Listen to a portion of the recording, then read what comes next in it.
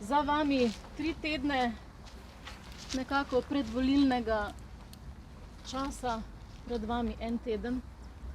In kaj boste poskušali še narediti v tem tednu? Pa mogoče začnemo kar z vami, gospod Koželj. Kako boste v tem tednu še prepričevali volivce? Kako? Na lep način, vsekakor. Poglejte, kot rad poudarjam, jaz sem nekoliko začetniški v politiki, vendar kljub temu z kar dostimi idejami. Naslednji teden, ki je pred nami, je pač dosti aktivnosti za promocijo. Imamo kar 3 soočanja še. Ne nazadnje aktivno delamo tudi na medijski prepoznavnosti, kajti govorilo se je, da sem dokaj neprepoznaven v Velenju. Jaz temu težko tako rečem, res je, da sem neprepoznaven, ker nisem bil nikoli v politiki, nisem delal v Velenju skoraj 30 let, da je moje delovno mesto bila kompletna Slovenija, tako da prepoznaven sem mogoče širše. Kako? Širša Slovenija niso volivci. Tako, ja. Zato pa zdaj delamo na tem, da me bodo tudi volivci prepoznali. Dobro. Pa vi, gospod Strozak? Ja, jaz bom v tem zadnjem tednu predvsem poskušal volivce prepričati s mojim programom, z mojim sloganom Osvežimo Velenje, kajti mislim, da v Velenju le ni vse tako slabo, ampak mislim, da lahko bi marsikaj naredili boljše in bolje z istimi sredstvi.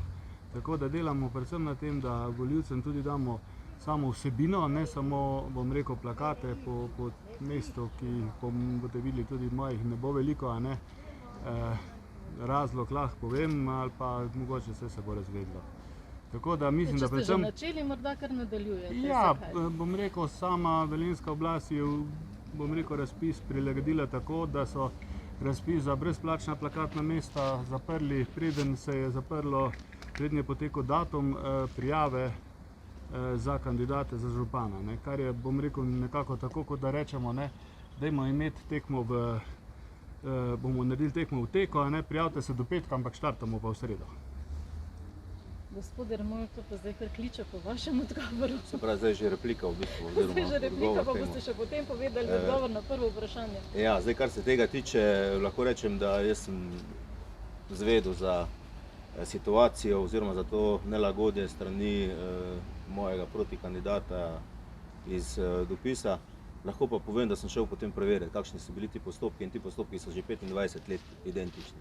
Skratka, iz preteklih mandatov, v tem mandatu se ničesar ni spremenilo in jaz mislim, da vsak kandidat, če se spusti v kandidaturo, seveda mora spremljati javne objave. Vsi smo imeli dovolj časa, isto časa, tako da nihče ni bil tu favoriziran in zato ne razumem, zakaj bi bila tukaj slabe volje. Enostavno je potrebno postopke spremljati od začetka do konca. Kar se tiče naslednjega tedna, kaj me še čaka, lahko rečem, da sem v tem mesecu svojo energijo posvečil predvsem občinskemu prazniku, ker se mi je zdelo prav, ne glede na to volilno obdobje, da poskušamo ljudem v mestni občini Velenje pričarati to praznično vzdušje, takšno, kot se seveda za Velenje spodobi, kot si ga občanke in občani zaslužijo.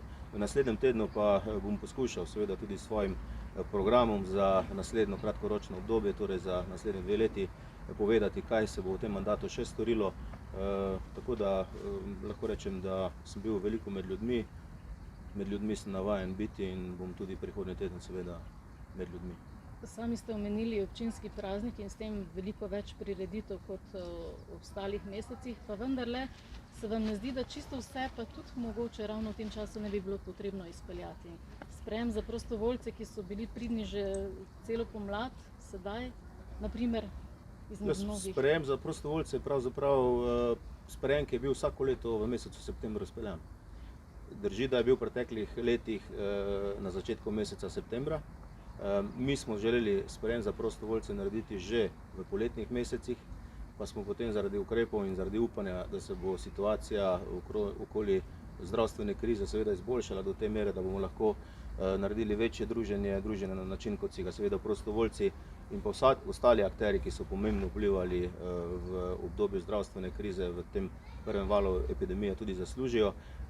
In zato smo se odločili, da bomo v mesecu septembru te prostovoljce tudi in vse ostale nagradili oziroma se jim iskreno zahvalili. Zato rečem, da je bilo tudi sklop dogodkov ker smo mogli določene interesne skupine, ki so vse skozi stali mestni občini in pa občankam in občanom ob strani razdeliti, zato smo imeli seveda tudi nekoliko več teh, bom rekel, internih dogodkov, ki na koncu dneva niti bili, od katerih javnost niti ni bila obveščena. Zelo veliko sporočil za javnost prihaja v teh dneh, po 3 na dan, skoraj dan vsaki ste vi, če čisto pač tako. Jaz mislim, da je vloga, pravzaprav naloga tistega, ki zastopa v danem trenutku občino, da ob občinskem prazniku se zna iskreno zahvaliti za preteklo opravljeno delo in seveda, da znamo tudi skupaj pogledati, kakšno Velenje si želimo v prihodnje, in pravzaprav je to v vsakem občinskem prazniku. To, da so pa volitve ravno v tem obdobju, je pa seveda pač višja sila.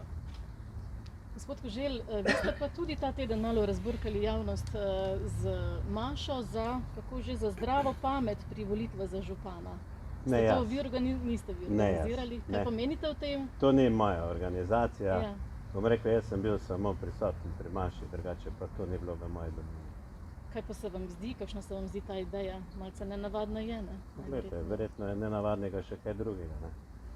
Verjetno je nenavadno tudi to, da je gospod podžupan dejansko bil prisoten pri vseh prireditvah, pri vseh sprijemih, kar je prav, kar je povedal, da je to vloga nekoga, vendar higienično bi bilo, da mogoče v določenih trenutkih bi zastopal občino tudi kdo drug, kajti kot kandidat za župana je tu izkoristil tudi svojo pozicijo, bom rekel tudi ne nazadnje svoje sodelavce in tako naprej. Gospod Strozak, še vi pripravljate kaj takšnega nenavadnega mogoče?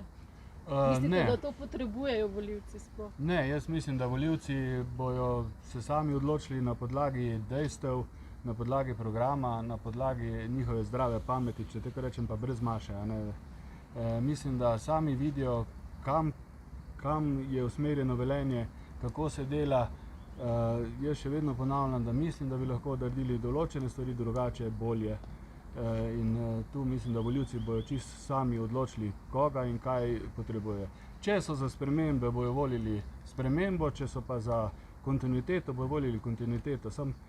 Mislim, da pač je stvar vsakega posameznika, da vidi, ker tu nima smisla, da ga mi nekaj prepričujemo, nekoga prepričam ga, ampak z poudarjenimi argumenti na zadevah, jaz bom rekel, v mojem programu nimam nič takega, kar bi bilo v zraku ali pa nemogoče narediti, ali pa bom rekel, kar tako nekaj izmišljenega, so samo realne stvari, dokazi in argumenti, predvsem na to. Kaj pa imate v programu? Vašega še nismo tako zelo podrobno izpoznali. Na kratko, če bi izpostavili, to bo tudi vprašanje za ostale 2 kandidata, 3 stvari takšne bistvene.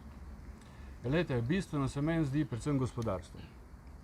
Namreč Velenje brez dobrega gospodarstva ne more prosperirati naprej, se pravi, se ne more razvijati. Ampak kaj lahko občina pri tem stori? Ja, občina lahko stori ogromno. Če pogledamo samo recimo industrijsko cono. Ta industrijska cona se ureja že več kot 10 let. Vlagajo se noter sredstva, nikakor pa ne dosežemo, da se ta industrijska cona zaživi. Bom rekel primer Slovenj Gradca, ko se peleš iz Slovenj Gradca proti Dravogradu, če se peleš enkrat na 2 meseca, imaš skoraj vsaka 2 meseca novo zgradbo, novo delavnico tam zgrajeno. Tu se recimo na tem področju ni v teh preteklih letih, ne da se ni naredilo nič, ampak nismo privabili novih firm ali pa starih firm, da bi to lahko prodali, da bi ta industrijska cona zaživela. Z novimi kolesarskimi stezami smo uničili dostop do te industrijske cone za tovornjake.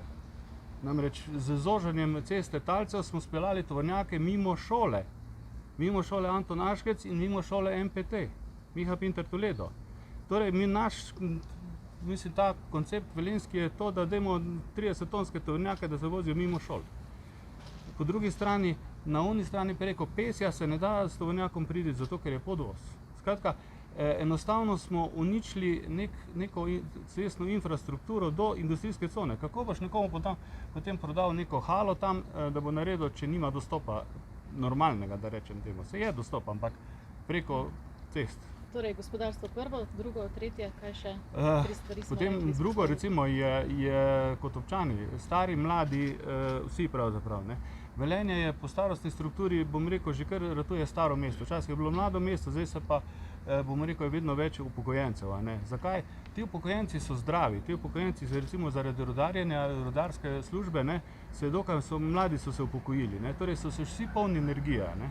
Treba je njim dati možnost in pomagati, bom rekel, da začnejo, društvo upokojencev je odlično društvo, ne? Delajo na ogromnih področjih, ampak tu jim je treba pomagati. Recimo moja vizija, ali pa da rečem, ko bom župan, bom dal referenta, ki bom rekel, da bo imeli sogovornika na drugi strani.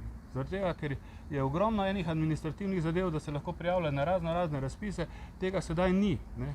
Potem za mlade je treba poskrbeti. Za bazen. Bazen Velenje je imelo včasih nadstandardni bazen, s skakalnico, z bazenčkom za male, da so se lahko mamice tam kopale, so se otroci spoznavali prvi. Vem, da bo nekdo rekel, ja, saj imamo jezero, ampak to ni isto. Starejši ljudje ne morejo iti v jezero že zaradi dostopa do jezera. V bazen lahko grejo, imaš ograjo, imaš stopničke in greš lepo noter. Tudi voda kot sama taka je, bom rekel, zaupanje ljudi bolj zaupajo recimo bazenski vodi kot pa vodi v jezeru. Ne glede na to, da je čista, pa pravijo, da je lahko pitna, ne? Ampak še vedno nima status kopališča. Ne? To je recimo druga taka postavka. Ne? Smo zdaj že pri tretji. Kako? To smo že pri tretji. No, pa recimo, da je to Dobre, tudi tretja. Ajde. Gospod Koželj, vaše 3? Ja, gledajte, v Velenju je približno 12.000 zaposlenih, ne? In iz podatkov lahko vidimo, da je 80% teh zaposlenih v velikih gospodarskih družbah, ne? Mislim, da je 13-14% v premogovništvu. Vemo, da ta velik kompleks Velenja je zaposlenih v Gorenju. Vemo tudi, kakšni so problemi z novim lastnikom in tako naprej.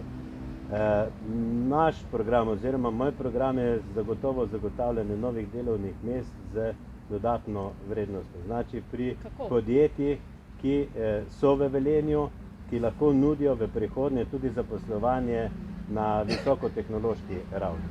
Tukaj imamo kar 2-3 taka podjetja, ki imajo ambicijo biti v Velenju, vendar nimajo ustreznih prostorskih zmožnosti, da bi se lahko širili. Skratka, za gospodarstvo moramo najprej zagotoviti prostorske in nenazadnje tudi finančne spodbude, da bodo ta podjetja tukaj ostala, zato da ne bojo ti bežali iz Velenja. Naslednji projekt, ki ga omenjam zdaj v zadnjem času, je tudi tako imenovana klasirnica. V Sloveniji se pripravlja državni načrt, kjer se bo gradil en velik center zaščite in reševanje na evropskem nivoju. V sklopu tega se bodo vzpostavljale tudi regijske izpostave in ravno klasirnico nekako umeščamo v ta program, kjer se bodo lahko izobraževali in usposabljali reševalci na vodi, pod vodo, v jamah, usposabljali za reševanje v cestnem prometu, reševanje v predorih. Kajti ne nazadnje, tretja razvojna os je tu. Mašine lahko rečemo že brnijo, v roku 2 let se bo nadaljevalo izgradnja avtoceste proti Šentrupertu in vkolikor zamudimo ta del, potem verjemite, da Velenje ne bo postalo središče neke pokrajine, ki je ravno tako že nekje začrtana. Nas bojo, bom rekel, prehiteli drugi, ki imajo tukaj velike ambicije.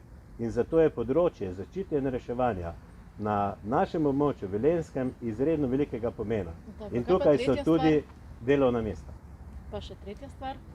Tretja stvar je pa zdravstvo, to, kar vse skozi ponavljam. Mi moramo na lokalni ravni zagotoviti to primarno zdravstveno oskrbo, kajti, kot rečeno, staramo se vsi v Velenju in problemi zdravstva, ki nastajajo skozi leta, so sedaj v tem času epidemije toliko bolj prisotni. In ravno v tem času bomo morali takoj nameniti veliko pozornost, da bomo tu naredili nek preskok naprej in zagotavljali zdravstveno varstvo našim prebivalcem. Da ne pozabim, je tukaj še oskrba starejših. Lahko samo še pod vprašanje pri vašem zdravstvenem domu. Kako potem to dvigniti? Se pravi, mislite, da sedaj to ni na dovolj visokem nivoju? Glejte, kakor slišim od ljudi, vidim, da so problemi.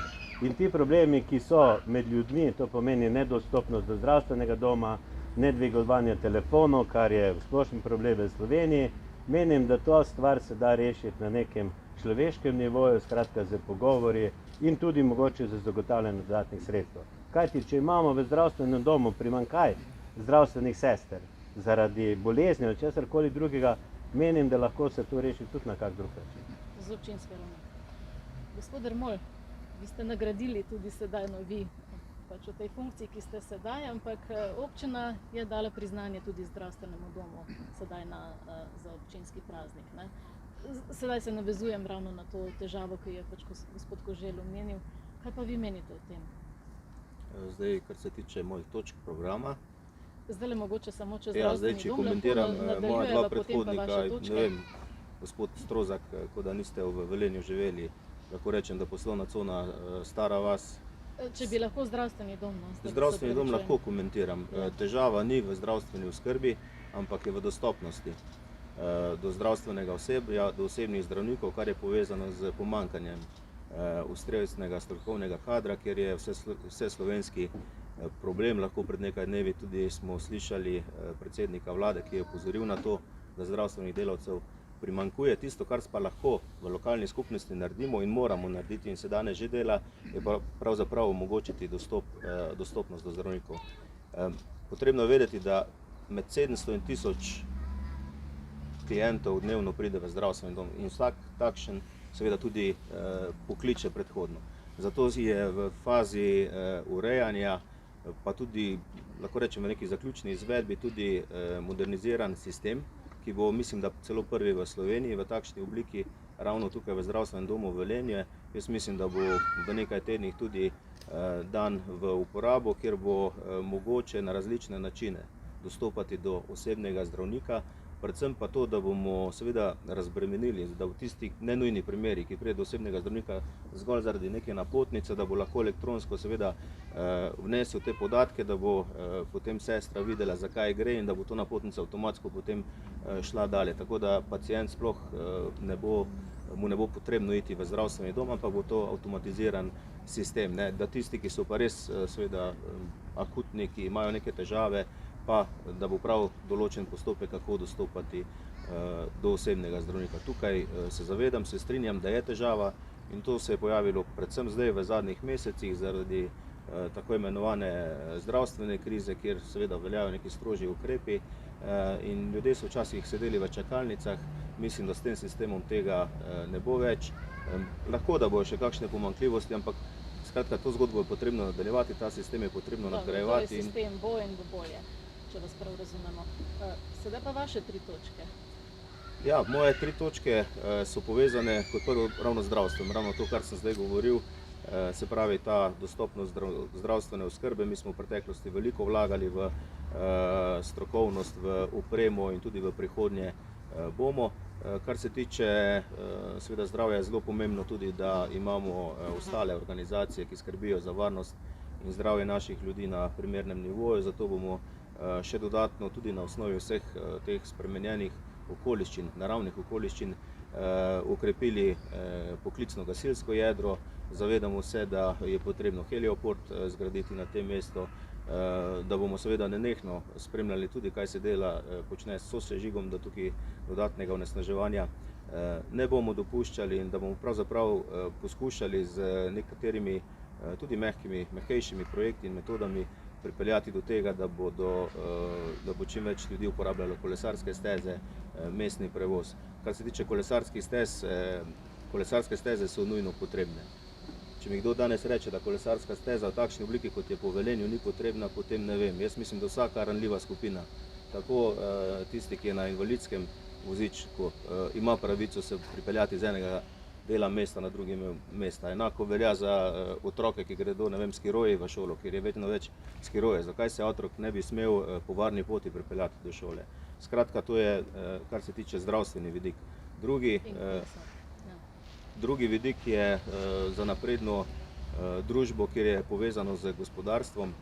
Potrebno je vedeti, da smo v zadnjih 3 letih odprli preko 850 novih delovnih mest in da se je prestrukturiranje že začelo. Ne glede na to, ali se mi tega zavedamo ali ne, ampak sistem je avtomatsko prešel v fazo prestrukturiranja, s tem, ko so se v teh večjih gospodarskih družbah začele zmanjševati, bom rekel, delovna mesta, ko so se dogajali neki pritiski na zaposlene, se je znotraj mestne občine Velenje oblikovalo veliko število teh manjših podjetij, novo nastalih podjetij, ki pridobivajo vedno večjo moč, zato je potrebno takoj urediti tudi sistemski razvoj teh podjetij, da bo omogočeno, da bodo lahko ta podjetja normalno poslovala in se razvijala vse do tiste stopnje, ko bodo tržno toliko močna, da bodo lahko sama investirala v svoje poslovne objekte.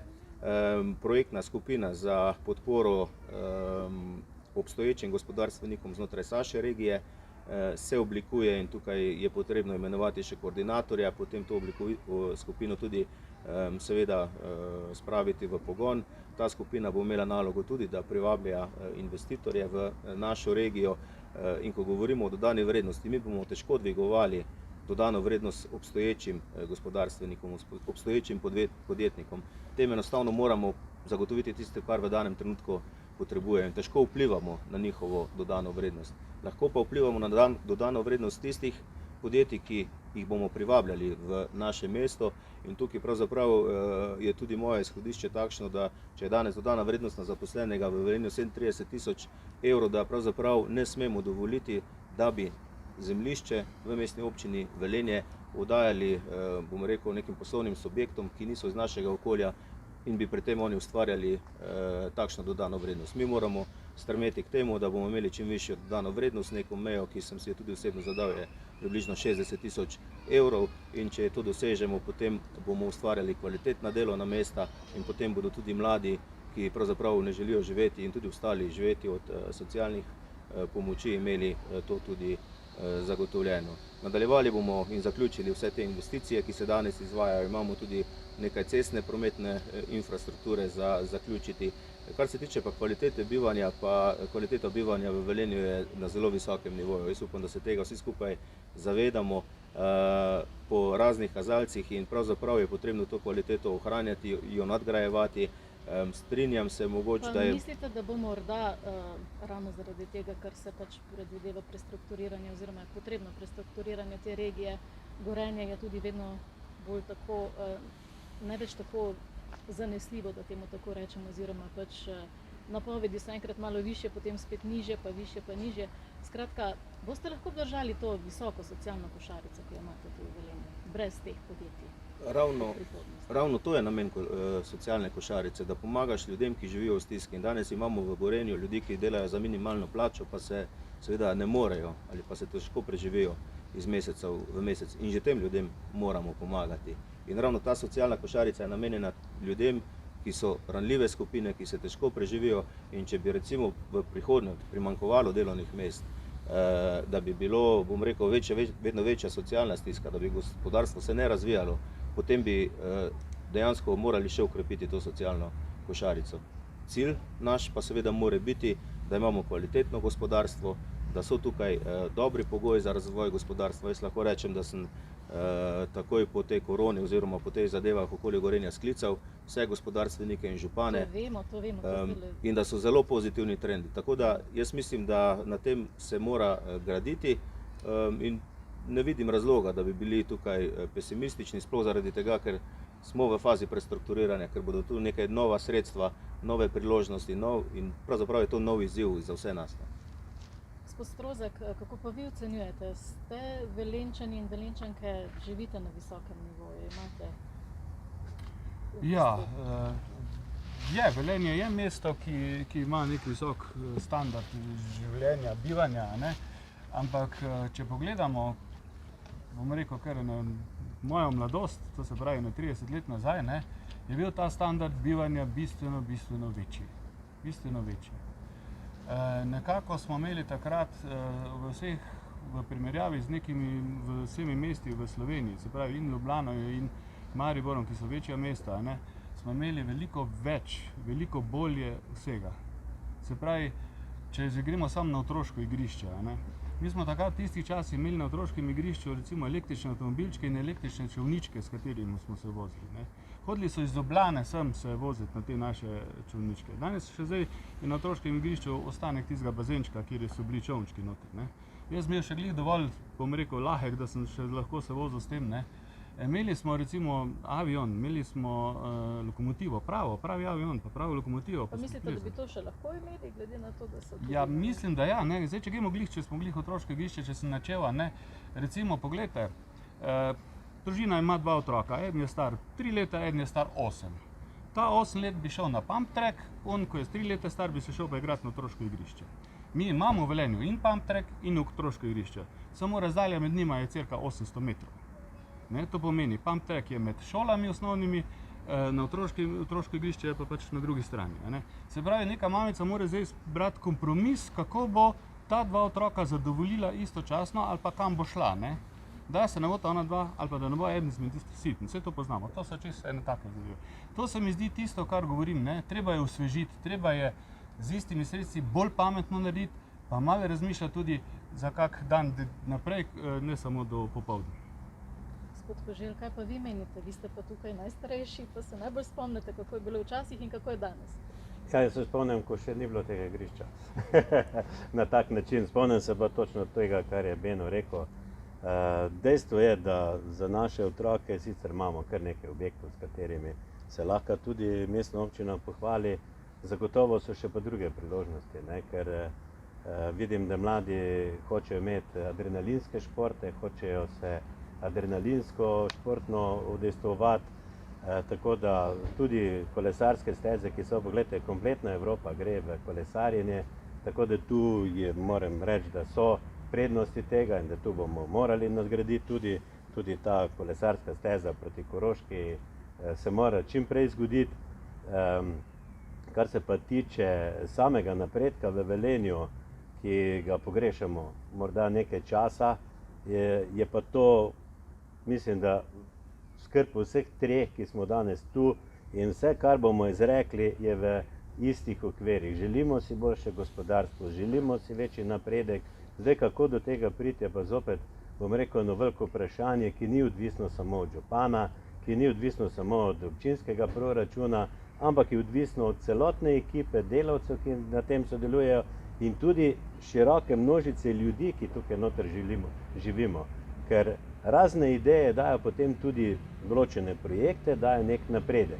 In vekolikor se sučemo samo v okviru teh želj, ki jih vsi imamo, ne bomo naredili koraka naprej. Ne? Dejstvo je, da prestrukturiranje premogovnika Velenje je pred vrati. Vemo, da so grozno veliki pritiski, da se premogovnik zapre leta 1933. Ampak, če se zgodi to v Velenju, potem moramo vedeti, da za tem stoji toliko in toliko tisoč delavcev, ki bodo ostali na cesti. In sedaj prestrukturirati in prezaposliti te ljudi je treba narediti na pošten in solidaren način. Kajti rudar, ki ima danes plače 1500–1600, bo izredno težko pristal na to, da ga bomo mi prezaposlili na 700 evrov. In tu mora biti tudi tisti vzvod v lokalni skupnosti, pa bomo rekel tudi z nekim sodelovanjem z državo, da bomo tem ljudem zagotovili primerna delovna mesta. Zdaj kako, kaj? Pa kot rad rečem, ni neke čarobne palčke, da bi rekel, lejte, to bomo naredili tako. To bo pokazala prihodnost, ampak v zelo kratkem času. Tu ne govorimo o 10 letih, ampak potrebno bo narediti korake v parih letih. No, kot ste rekli, večkrat ste uporabili že izraz čarobna paličica, uporabili ste pa tudi izraz nahrbtnik. In ste zase dejali, da vi ne nosite s sabo nekega nahrbtnika oziroma tistega, ki ga imate, ga vam ni nihče not tlačil, tako ste se takrat opisali. Kaj pa ste dejansko na to, kaj ste s tem mislili? Ste na koga konkretno mislili? Ne, nikakor ne, samo zase. Jaz sem večkrat povedal, jaz sem v politiki dobri 2 leti. Nikoli prej nisem bil v nobeni stranki, nisem imel nobenih botrov, nisem imel nikogar, ki bi mi karkoli v življenju lahko pomagal. In to govorim, moj nahrbtnik je takšen, kot si ga sam naložim. Jaz sem šel parkrat v hribe, pa so mi dali kamen noter. Od takrat naprej sem prepričan, da bom ga sam tudi napolnil. In to je moje. Jaz nimam za sabo, nimam, ničesar, jaz govorim zase in ravno v tem, da nimam nobene popotnice take, ki bi me lahko bremenila. Niti politične, niti kakršne koli druge. In to je ta moj nahrbtnik, na katerega sem ponosen. Kot vedno rečem, 30 let sem bil podjetnik, v 30 letih sem si svojo penzijo zaslužil in to je moje življenje. Gospod Dermol, vam pa večkrat sploh ob takih priložnostih, ko so sedaj volitve, vas malo spomnijo na vašo prejšnje delovno mesto kot direktor Termoelektrarne Šoštanj, odkudar ste bili potem razrešeni. Kaj pa vi odgovarjate na te očitke? Kako se je ta zgodba pravzaprav sploh razpletla? Teš vas je tudi tožil za odškodnino. Ja, ta zgodba še vedno na sodišču.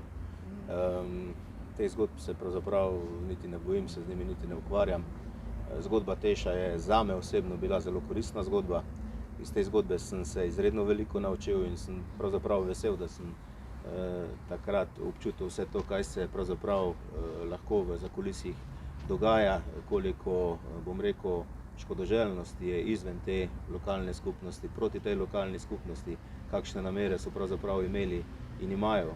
Verjamem, da še vedno tisti, ki sedijo v Ljubljani in kaj so želeli s to dolino narediti. Veste, ko imaš enkrat na mizi zahtevo, da moraš odpustiti preko 100 ljudi in se temu upreš, potem verjetno ni kaj drugega pričakovati kot to, da se te bo tisti, ki ima seveda vse vajeti v svojih rokah, tudi lotil. Tako da na to obdobje sem, lahko rečem, izredno ponosen, ravno zaradi tega, ker sem resnično tam videl, kako se zgodbe vozijo. Konec koncev sem pa že takrat pokazal, da sem, kar so mi tudi takrat očitali, tisti, ki so sedeli v Ljubljani, da sem lokalpatriot. Prvi in edini direktor do danes sem bil, ko sem podpisal večletni odškodninski sporazum. Tudi s tem dejanjem sem na nek način pokazal, da se mi gre predvsem za družbeno odgovornost teh podjetij do lokalnih skupnosti. In lahko rečem, da ta zgodba je pravzaprav za mano, veliko sem se iz tega naučil in sem vesel, da sem imel in pravzaprav bil deležen vseh teh občutkov. Gospod Strozak, prej ste malo omenili, da bi bilo, oziroma da malo ste omenili te projekte, da so nekateri malo predragi, če sem vas prav razumela, da bi se dalo kakšne stvari narediti tudi ceneje. Kaj ste pa s tem vi mislili? Morda, ne vem, prireditveni oder, oziroma kaj sploh menite o tem odru? Nisem rekel, da so predragi, rekel sem, da bi se lahko kaj več naredili. Ne? Če gremo recimo konkretno na kolesarske steze, se vsi strinjamo, da so potrebne, da so samo dobro premišljeno. Ne? Recimo primer Velenja kolesarskih stez imamo tamle od Banke pa do Jenkove ulice, kjer je šlo zaradi kolesarskih stez ven 10 dreves, pa še nekaj parkirnih prostorov pred vrtcem, da to se razume, da so ta bila drevesa. Zraven imamo pa vzporedno črto, 30 metrov stran pa kolesarsko stezo po Vodnikovi cesti v Paki, ki pravzaprav ni neprometna, ne ničesar. Na koncu se pa vse skupaj spet sreča po Jenkovi cesti do mosta in se nadaljuje na zahod. To se pravi, popolnoma nepotreben, bom rekel, ta pas od 300 metrov kolesarske steze, če je vzporedno že ena kolesarska steza. To je tisto, kar govorim. Recimo primer tudi recimo v Šaleku, so kolesarske steze narisali, se pravi v sožitju z avtomobili oziroma s parkiriščem. In seveda, ko je nekdo opozoril, da morajo biti te kolesarske steze 80 cm ali koliko stran od parkirišč, so enostavno šli in so skrajšali črte parkirnih prostorov. Mislim, to se meni zdi nepotrebno in strošek. Nekdo je to plačal, nekdo je to mogel narediti, da je dobil za to plačano. Kaj pa menite o teh večjih projektih? Zadnje ste omenili skakalnice, da so pravzaprav premalo uporabljene. Ja, skakalnica je en tak projekt, ki je, bom rekel, skakalnica že od nekdaj v Velenju bila, Ampak včasih je bila skakalnica takšna, da so skakali, da smo imeli tekme, smo imeli rudarsko zanočno svetilko, je Gorenje organiziral, mislim, bil sponzor tekme, skratka, ob teh praznikih, občinskem prazniku pa ob praznikih, bom rekel, rudarskem prazniki so bili vedno tekme, zato ker je bila skakalnica narejena na 60 metrov na mero, se pravi, da so bili tak. Seveda, z razvojem skokov pa tega so se razvila tudi, bom rekel, so te skakalnice podaljšale z kritične točke na 90 metrov in v Velenju nimamo 90-metrske skakalnice. In je potem zdaj vprašanje, investicije take skakalnice, ali je to zdaj samo za okras Velenja, kajti ta prejšnja skakalnica se je rušila in potem se je naredila, pravzaprav najprej se je skakalnica poglobila, pa smo prišli do 88 metrov, ker so ugotovili, da ne bo 90 metrov, potem so ugotovili, da nima gradbenega dovoljenja, se je spet rušila in se postavil nov stolp. Smučarsko skakalni klub Velenje ima nekaj skakalcev, ampak ti skakalci trenirajo tudi na te skakalnice. To pomeni, da je skakalnica vsa investicija namenjena njim, kar je prav, a ne. Po drugi strani pa kadarkoli se pa pripravljajo na tekme, pa to pa grejo v sosednjo občino Mislinja, recimo, ne, ki imajo skakalnico takšno, kot se si šika, a ne. To se pravi 90-metrsko, ker če se hočeš pripravljati na neke vrhunske tekme, potem se moraš pripravljati na skakalnici, ki je temu namenjena, za tam, ko tekmuješ. Ti ne moreš trenirati tek na 100 metrov na 60-metrski progi, če karikiram, a ne. Tako da tu mislim, da je. Obenem pa recimo imamo tudi plavalni klub, ki ima odlične plavalce, pa vse pa nima zunanjega bazena 50-metrskega. Vidim, da gospod Dermol bi želel repliko. Ja, jaz mislim, da je bilo tukaj že zdaj drugič toliko zavajanj povedati. Najprej, poslovna cona se ne gradi 10 let, se gradi 4 leta. To je kot prvo. Prodana so 4 zemljišča že v tej poslovni coni, tako da se nič ne dogaja, ne drži. Kar se tiče prevoza tovornjakov skozi Jenkovo cesto, se ne smejo tam voziti. Trenutno je promet speljan po Kidričevi in pa po Šaleški in Kidričevi cesti, ki so državne ceste, in na ta način lahko dostopajo do te poslovne cone. Kar se tiče podvoza projekt, se strinjam pri ESOTEH-u, da je potrebno cesto urediti, zato ker je ta dostop do poslovnih con optimalen. Kar se tiče skakalnic, skakalnice imajo vse ustrezne certifikate in na teh skakalnicah se lahko izvajajo vsa tekmovanja. Že lansko leto so se izvajala in tudi v letošnjem letu so za nekatere dogodke že pridobili tudi pozitivno soglasje. Tako da te stvari ne držijo. Vse, kar trdite, imam občutek, ali ne poznate stvari, ampak enostavno te stvari ne držijo. No, če lahko repliko na tole, ne, kaj ne drži? A lahko gre tovornjak normalno v industrijsko cono Šleper? Da ne gre mimo šole? Ne more. Gre mimo šole. Mimo šole je prepovedan prevoz, to vam govorim. Pa mimo MPT-ja po Kidričevi cesti je osnovna šola Miha Pinter Toledo ob cesti. Prva osnovna šola v Velenju je bila narejena ob Kidričevi cesti. Miha Pinter Toledo. In tam mimo vozijo danes tovornjaki. Tako je, ne pa po Jenkovi cesti. Pa tudi po Jenkovi, a Ja, vam pa po pokažem Jenkovi sliko. ja, pa vam govorim, da je prepovedan To prevoz. boste še potem razčistila ali pa mogoče še na Ne, naslednjem glede na to, da zavajam. Poslovno cono, ko sem jaz bil še mestni svetnik, smo že takrat sprejemali za ureditev te poslovne cone. To se pravi, tega je pa že 10 let, kar sem jaz bil mestni svetnik. Prostorski akti Tako. se vsake 5 let sprejemajo, 6 Seveda let se, ampak so sprejemajo. bili sprejeti Prav, že bomo pred sedaj na toliko tej časom. točki Ne, ker zaključili. ne bom da me zavaja. Dobro, zdaj ste odgovorili. Zaključujem, da ne bo še ene replike na to temo, to mislim. Prav. Vrnimo se na prireditveni oder. Malo sem ga že omenila. Kakšno je vaše mnenje na prireditvenem odru? Prireditveni oder kot objekt je čudovit. Vendar, marsikdo se sprašuje, kaj se bo tam dogajalo. In kot zdaj nekako vidim, so ugibanja, kaj se bo. Glede, to je prireditveni prostor za 10, 20, 30 tisoč ljudi. Izredno velikih razsežnosti. Kot objekt je čudovit. Vendar, Velenjčane zanima, kaj se bo tam dogajalo, kaj bo tam dodana vrednost za Velenje. Ne nazadnje jih zanima ali pa nas zanima vse skupaj, kako se bo ta zadeva financirala, vzdrževala, drugače pa glede na to, da se je naredila revitalizacija tega območja, bom rekel, zagotovo smo vsi pozitivni, kar se tega tiče, vendar vprašanje je, da ne bojo to druge Stožice. Pa vi? Kaj pa vi menite o tem? Glejte, prireditveni oder je, tako se je moj kolega rekel, ne, tule Darko, je lep objekt, ne, samo spet vprašanje smiselnosti le-tega, ne, oziroma smiselnosti celotnega okolja. Recimo tam, če gremo zdaj prireditveni oder, 30 tisoč ljudi, naredimo koncert, 30 tisoč ljudi, spet cestna infrastruktura. Peljali se bojo po isti poti kot tovornjaki, oziroma osebni avtomobili se bojo lahko tule nadrpali, pa recimo, da sta po dva noter, smo spet na istem, ne bom razlagal. Namreč naprej, okolica tega prireditvenega obra, ne, to bo super zadeva. Ne. Zakaj občina ni izkoristila predkupne pravice recimo za kamp? Kajti najbolj smiselno bi bilo, da bi bil to en zaključek, da bi bilo to v lasti občine in potem lahko tudi tam seveda delavci, ki pridejo, ko se nek koncert pripravlja, to pridejo delavci 14 dni prej, da pripravijo nek koncert. Ne. Se pravi, da lahko tudi tam, pa tudi ti obiskovalci lahko prespijo tam, ne. Se naredi, ne vem, mobilne hišice, danes to ni noben problema. Ne. Tu se pa zdi, da recimo je spet ono kratko. Ne. In seveda smiselnosti tega, 9 milijonov za sofinanciranjem Evropske unije, da se razumemo, ni to vse občinski denar, ne? dati za nek projekt, za katerega pa v nadaljni fazi ne vemo, ali bo to prineslo 10, 20, 30, 100 delovnih mest, kaj bo tega imelo Velenje. Ne? Pri današnjem vremenu, ko ti recimo 5 minut pred koncertom se ulije dež, se vse razbeži in potem nimaš. Ne? Se pravi, to je vse povezano z dolgoročno vizijo, kaj hočemo. Ne? In enostavno, da ti narediš prireditveni oder, potem pa sosedno parcelo ne odkupiš zato, da bi imel nek zaključeno celoto, meni to malo čudno, no? Kakorkoli že. Gospod Dermol, ste vi pojasnili, zakaj se ni kampa kupilo? Prireditveni oder in prostor je pravzaprav projekt, ki bo pozicioniral Velenje na področju turizma še izraziteje.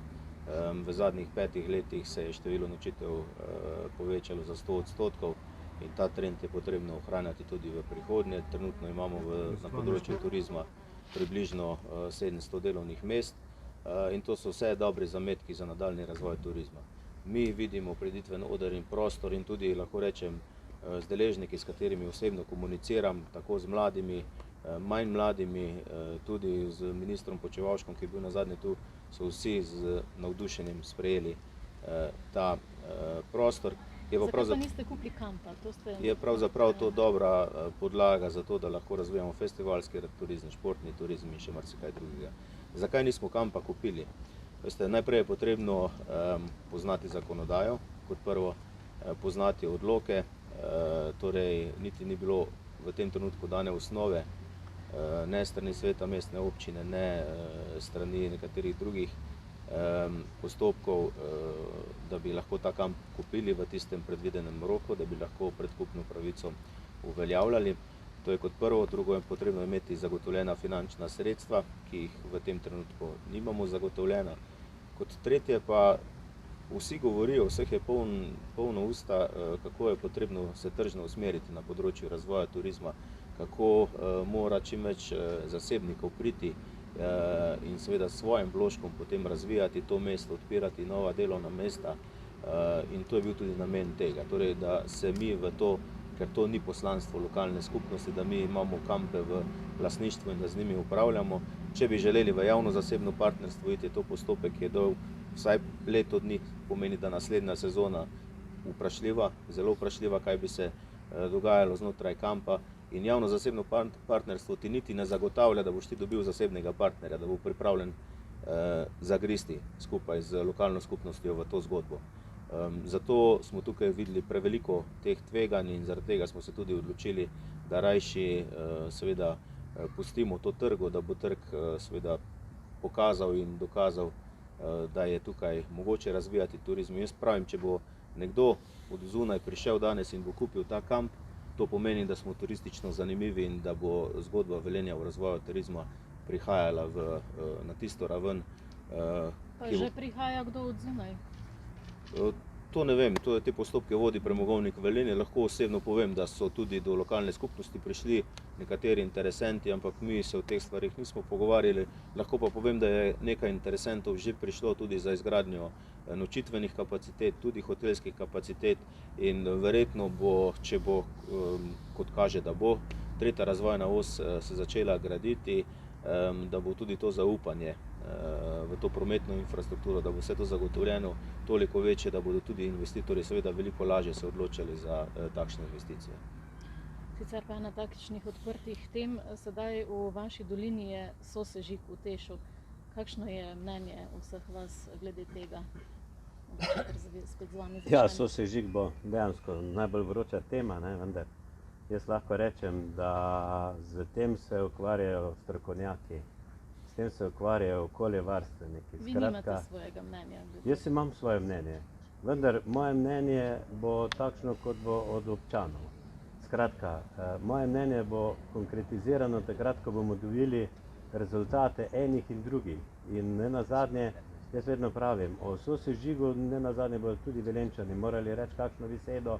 Moram pa tudi povedati, da se seznanjam z vsemi aktivnostmi, ki se vodijo na tem projektu, da se seznanjam z pozitivnimi platmi, z negativnimi platmi in trenutno nimam še popolnoma razčiščenih pojmov, ker tudi nismo imeli, ker veste, če si 14 dni, 3 tedne v neki bitki, pa odgovarjati na vsa zahtevna vprašanja je izredno težko. Zagotovo bo pa zelo kratek čas do takrat, ko bodo rezultati jasni in ne nazadnje, ko bomo morali tudi vsi prebivalci, ne samo te doline, se vprašati, kaj bomo s smetmi, ki jih imamo tu, naredili. Ampak o tem naj odloča stroka, ali se bo sežigale, ali se bo kaj drugače naredilo z njimi, tu pa bom rekel, tudi ni moja pristojnost. Gospod Strozek?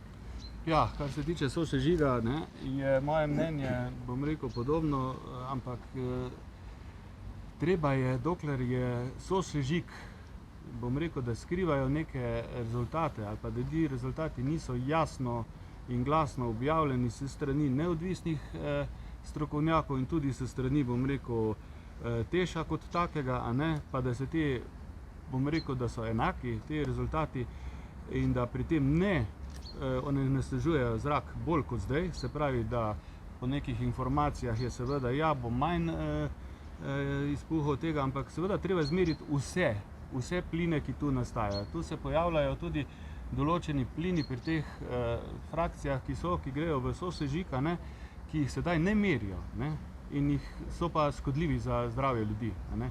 Torej, treba je narediti celovito sliko vseh plinov, potem je vprašanje tudi priprave teh frakcij. Ne. To vemo, da so to smeti. Danes je smeti, ne vem, tega več, jutri je tega več. To ni recepta, da bi ti to pripravljal, tako golaš, kuhaš, pa vedno daš vse enako, pa je vedno enako okusa. Se pravi, to se bo razlikovalo, a ne, pri tem. In pa seveda vprašanje, naslednje je, ne, kaj se bo zgodilo, ko se bo premogovnik zaprl. Ne. Ta elektrarna je bila narejena za sosežig oziroma za sežig premoga, našega lignita, a ne. Zato ga imamo tu, zato imamo tam elektrarno. Kaj se bo zgodilo, kaj nam bo ostalo? Ostala nam bo sežigalnica odpadkov. Ne. Zdaj pa vemo, kdaj se je ta elektrarna T6 naredila, katera stranka je bila takrat na oblasti, ko se je to delalo, ne. In pa seveda, če so že takrat te strokovnjaki vedeli in so pripravili elektrarno, pa kotel za to, ker pač kotel ne more biti enak, ne, pa trdijo, da ne, a ne, pa da niso vedeli, da se bo to sežigalo, pa je vprašanje njihove strokovnosti.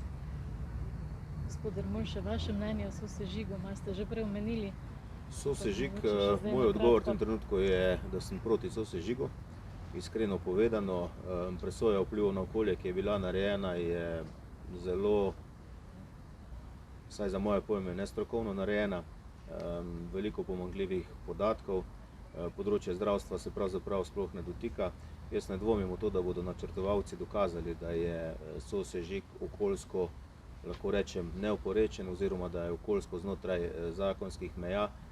Zavedam pa se, da je zdravstveno področje tukaj zelo šibko, zelo neraziskano in da so iz tega naslova zelo velika tveganja. Torej, če se mene danes vpraša, sem proti temu in bi pristal na morebitni sežig samo pod tremi pogoji. Sprva najprej, da seveda ugotovimo, da je okoljsko neoporečen oziroma da celo izboljšuje naše okolje, da je zdravstveno neoporečen in pa da pravzaprav ta sosežig, bom rekel, da ne vpliva toliko negativno na to okolje. Da, če bi rekli, da sta ta dva odgovora, vsa pozitivna za sosežig, potem bi šele bil pripravljen se sploh pogovarjati o tem, sosežig tukaj da ali ne in pod kakšnimi pogoji. Pomembno vprašanje, ali pa celo eno zelo pomembno, najpomembnejših gospodarskih vprašanj pa je, kaj pravzaprav pomeni sosežig in razvoj turizma. Kako bo sosežig vplival na nadaljnji razvoj turizma. Danes govorijo, da bo sosežig ustvaril eno delovno mesto in ustvaril bo nekaj dobička. To je vse, kar vemo. Mi za naše odpadke smo že poskrbeli. Naši odpadki se vozijo v Celje in lahko rečemo, da Velenje ima to področje urejeno. Sosežig v Termoelektrarni Šoštanj pa pravzaprav pomeni to, da mi rešujemo znova celotno slovensko problematiko, tako kot smo v preteklosti to počeli. In ne vem, kaj bi ta dolina danes lahko imela od tega, sploh zavedajoč se tega, da je sistem centraliziran in da, to sem pa nedvomno prepričan, dobiček, ki bi se ga iz tega naslova ustvarjal, bi na koncu dneva seveda pristal v Ljubljani. Ne vem, kaj ima ta dolina od tega, tako da bodo morali načrtovalci nas resnično prepričati, da je to projekt, ki je dober za to skupnost. Pa še to mogoče, ravno se je oblikovala tudi ta tako imenovani civilni nadzor, kjer so različni deležniki noter, strokovnjaki iz kemijskega, okoljevarstvenega, civilne družbe in tako naprej. Pod vprašanje, koliko bo pa to vplivalo vašo odločitev oziroma odločitev občine, da ali ne, ker vemo, da pa v bistvu s Tešem tudi sodelujete v drugih projektih, naprimer v avtobusi na vodik. Kako bo to šlo skupaj, če jim boste rekli tu ne, tam pa morajo oni vseeno tudi delno še sofinancirati, glede na to, da ste se pogodili takrat za ono tožbo. Jaz mislim, da je to stvar dogovora. Zdaj, tudi če nek projekt ni za nekoga Ne sprejemljiv, bo to kot nek pogoj. ja ne vem, kaj se bojo, skratka, zaupanje iz preteklosti je zelo načeto, to verjetno vemo vsi skupaj, tako da smo pri naših medsebojnih odnosih seveda zelo previdni in pravzaprav tudi se zavedamo, kakršenkoli podpisan sporazum že naslednji dan lahko ne velja več. To smo ugotovili tako pri odškodninskem sporazumu, kot tudi pri nekaterih drugih dogovorih iz preteklosti in zaradi tega smo toliko občutljivi tudi na ta vprašanja, ki so povezana z energetiko. Skratka, mislim, da tukaj moramo zaščititi javni interes, ne glede na to, kdo je župan, mora ščititi javni interes in enostavno potrebno dati na tehtnico. To so pozitivne stvari, to so negativne stvari, to dobi lokalna skupnost in da dejansko javnost tudi pošteno, iskreno o tem seznani. Na kratko še za zaključek, če lahko vsak povzame, kaj bo drugače, če bo on župan? Torej, kaj bo drugače, če boste vi župan, gospod Koželj? Jaz lahko rečem, da bo mogoče vrata občine bolj odprta, da bomo poskrbeli, da bo več komunikacij z občani, ne nazadnje, da se bo namenjalo tudi več sredstev za pomoč občanom, krajevnim skupnostim. Pozabljamo tudi na kmetijstvo, ki je na nek način zapostavljeno in lahko rečem, da v kmetijstvu vidimo ravno tako en velik napredek, ker če imamo v velenjski občini 500 kmetij in če z spodbujanjem tovrstne dejavnosti pričnemo danes, lahko v kratkem roku nabimo tudi tukaj nekaj samozaposlenih in tu lahko govorimo o več 10 samozaposlenih. Dejstvo pa je, da občinska uprava... Vse na kratko, bolj odprta vrata, če se... Dobro. Ja. Gospod Dermol? Jaz lahko povem, da nadaljujemo to zgodbo Velenja, ki je danes začrtana, torej da bojo mladostniki, mladi imeli dostopne vrtce, da bo kvalitetno izobraževanje, da bomo večji poudarek dali tukaj v fazi prestrukturiranja, seveda mladim družinam, da bomo poskrbeli za starostnike, skratka, potrebno je skrbeti za vse starostne kategorije, predvsem pa za ranljive skupine ljudi. Tako kot smo počeli do danes, še z mojo, lahko rečem, nekoliko bolj mladostno energijo, še več zanosa, sem prepričan, da je zgodba o Velenju, zgodba o uspehu, tako kot je bilo v preteklosti, tako bo tudi v prihodnje. Gospod Benjamin Strozak, pa še vi za zaključek, kako bo? Ja, kako bo, ko bom župan, seveda poskrbel bom za to, da se užimo Velenje. To je moj slogan, katerega pomen je čisto enostavna. Ne bomo delali revolucije v projektih ali pa v nekih dosežkih, ki smo že dosegli, ki so dobri za občane, za vse občane. Bomo pa imeli seveda odprte vrata in pri tem pogovorih, kakor sem zdaj v zadnjem rekel, teh 3 tednih naredil, mislim, da je treba podnujno narediti referenta recimo za upokojence na občini, kjer bo jim pomagal. Treba je odpreti vrata mladim, treba je odpreti vrata vsem skupinam, in pa seveda te stvari, malenkosti, ki so narejene, ampak so narejene nepremišljeno, da jih naredimo nekam v pravi smeri in z istimi sredstvi naredimo nekaj več. Skratka, osvežimo Velenje. Dobro. Najlepša hvala vsem trem za tale pogovor in uspešno, karkoli bodo že pokazale volitve vsem trem.